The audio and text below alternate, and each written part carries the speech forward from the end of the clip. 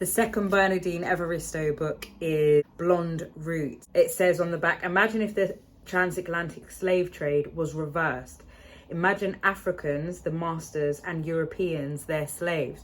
So it's literally that. She just reverses the history, tells the story through an English girl called Doris. It's kind of like old English, so she's called Doris, her sister's like Maggie. It's very English, British. One of the things she talks about when she's missing home, missing family, is like she misses cabbage and just really English type things. So the people who enslave her come from a place called New Ambosa, and their areas in New Ambosa are like based on everything sort of renamed, like Paddington Station, Londolo, capital of New Ambosa is called Londolo.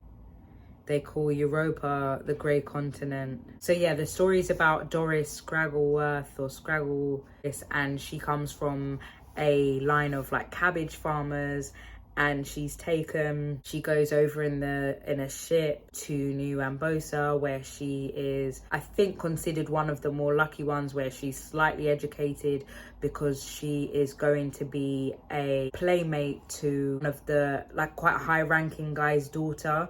So she's literally there to just entertain the child as a similar age. I think they're both a similar age. So she's considered more of the lucky ones. And then what actually happens is she tries to make a run for it. And after many years, she tries to leave. She's captured and made to work on the field and do like really hard labor. But there's obviously lots of twists and turns within that. I haven't given you the spoilers, but it's a really good book. I think just in terms of like storyline's just good. It's just an interesting story. The size of it's perfect. It's just a very good book. It's like, I don't know what else more to say about it. It's a very good book. It's kind of interesting to read it kind of in reverse, but at the same time it's not deep enough that like I don't think it's not triggering, and it's not a hard to read book at all. It's not like, it's very interesting. The descriptions are interesting, the characters are very interesting. It's just well written. There's something about Bernardine that just writes with colour. I feel like this is something that I needed personally in my book collection, was just stories that are not the norm. I really like a lot of alternative literature and just sort of like alternative indie style. I like a lot of that, but this is just really colourful in terms of its storytelling, where she's telling stories from and about.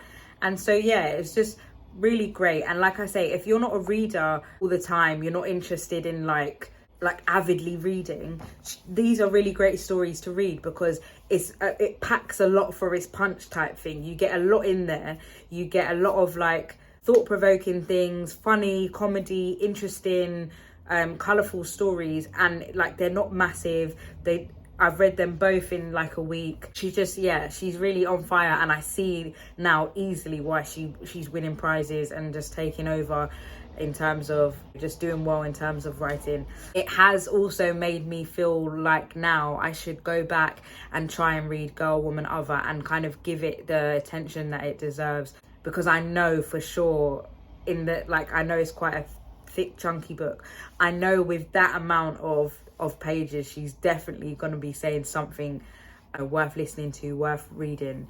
So yeah, that was my Bernardine Evaristo, and I'm so grateful to finally like make this video and tell you about it, because she just really deserves it. But she just deserves it as a writer. Thank you for coming back. I hope that there's going to be more book content, because it's definitely something I enjoy talking about, and I appreciate it. Let me know in the comments if you've read anything by her, and maybe recommend something else that I might need to read. But yeah, thank you for coming, and I'll see you in the next.